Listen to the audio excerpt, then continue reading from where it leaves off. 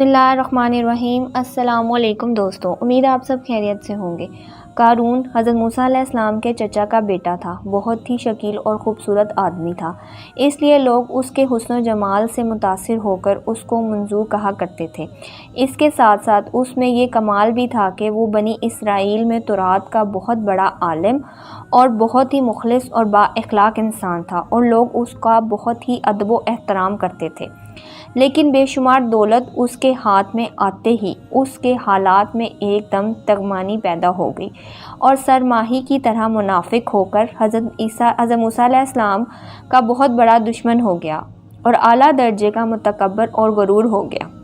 جب زکوٰۃ کا حکم نازل ہوا تو اس نے حضرت موسیٰ علیہ السلام کے روبرو یہ عہد کیا کہ وہ اپنے تمام مالوں میں سے 1000 حصہ زکوٰۃ نکالے گا، مگر جب اس نے مالوں کا حساب لگایا تو ایک بہت بڑی رقم زکوٰۃ کی نکلی۔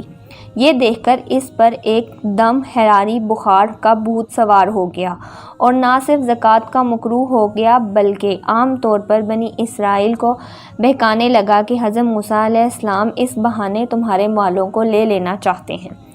یہاں تک کہ حضرت موسیٰ علیہ السلام سے لوگوں کو برگاشتہ کرنے کے لیے اس خبیث نے یہ گندی اور گھنونی چال چلی کہ ایک عورت کو بہت زیادہ مال و دولت دے کر آمادہ کر لیا کہ وہ آپ پر بدکاری کا الزام لگائے۔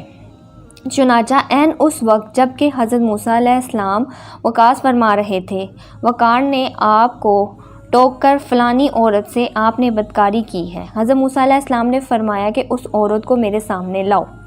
چنانچہ وہ عورت بلائی گئی تو حضرت موسیٰ علیہ السلام نے فرمایا کہ اے عورت، اس اللہ کی قسم جس نے بنی اسرائیل کے لیے دریا کو پھاڑ دیا اور رفاقت سلامتی کے دروازے دریا کے پار کر کے فرعون سے نجات دی، سچ سچ کہہ دے واقعہ کیا ہے؟ حضرت موسیٰ علیہ السلام کے جلال سے عورت سہم کر کانپنے لگی، اور اس نے مجمع عام میں صاف صاف کہہ دیا کہ اے اللہ ذوالجلال کے نبی، مجھ کو کاروان نے کثیر و دولت دے کر آپ پر بہتان لگانے کے لیے آمادہ کیا تھا۔ اس وقت حضرت موسیٰ علیہ السلام آبیدہ ہو کر سجدہ شکر میں گر پڑے، اور سجدہ آپ نے دعا مانگی، یا اللہ کاروان پر اپنا قہر و عذاب نازل فرما۔ پھر آپ نے مجمع سے فرمایا کہ جو کاروان کے ساتھ ہے وہ کاروان کے ساتھ کھڑا رہے، اور جو میرے ساتھ ہے وہ کاروان سے جدا ہو جائے۔ چنانچہ 2 خبیثوں کے سوا تمام بنی اسرائیل قارون سے الگ ہو گیا۔ پھر حضرت موسیٰ علیہ السلام نے زمین کو حکم دیا، اے زمین تو اس کو پکڑ لے، تو قارون ایک دم گھٹنوں تک زمین میں گھس گیا۔ پھر آپ نے دوبارہ زمین سے یہی فرمایا تو وہ کمر تک زمین میں گھس گیا۔ یہ دیکھ کر قارون رونے لگا اور بلبلانے لگا اور قربت رشتہ داری کا واسطہ دینے لگا، مگر آپ نے کوئی التجا نہ سنی، یہاں تک کہ وہ بالکل زمین میں گھس گیا۔ 2 خبیث آدمی جو قارون کے ساتھ ہوئے تھے لوگوں سے کہنے لگے، حضرت موسیٰ علیہ السلام نے قارون کو اس لیے گھسا دیا ہے تاکہ قارون کے مکان اور اس کے خزانوں پر خود قبضہ کر لیں۔ تو آپ نے اللہ تعالیٰ سے دعا مانگی کہ قارون کا مکان اور خزانے بھی زمین میں گھس دیے جائیں۔ چنانچہ قارون کا مکان جو سونے کا تھا اور اس کا سارا خزانہ سبھی زمین میں گھس گیا۔ قارون کے خزانہ اس کو قرآن کی زبان سے سنیں۔ اللہ تعالیٰ کا ارشاد ہے کہ ہم نے قارون کو اتنا خزانہ دیا تھا کہ اس خزانوں کی کنجی ایک مضبوط اور طاقتور جماعت بامشکل اٹھا سکتی تھی۔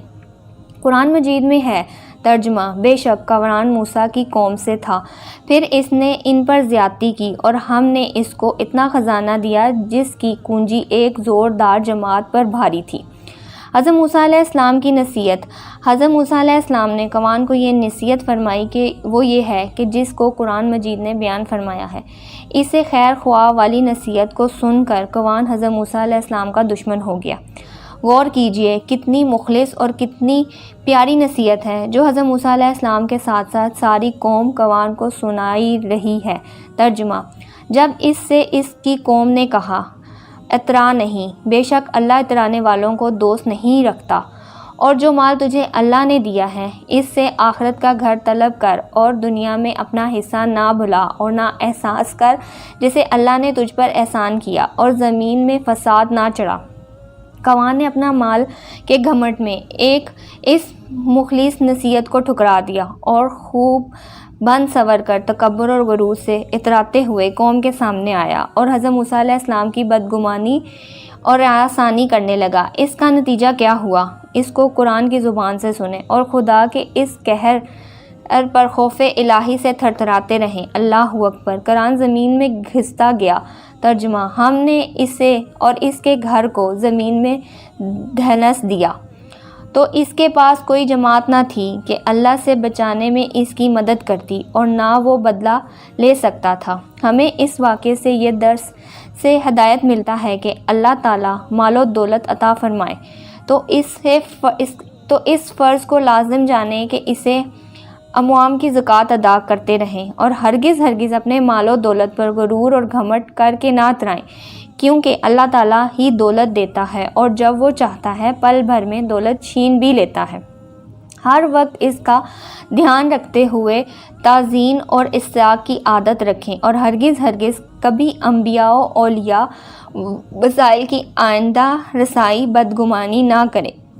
ان کی مقبولہ بارگاہ الہی کی دعائیں اور بد دعاؤں سے وہ ہو جایا کرتا ہے جس کا لوگ تصور اور خیال بھی نہیں کر سکتے۔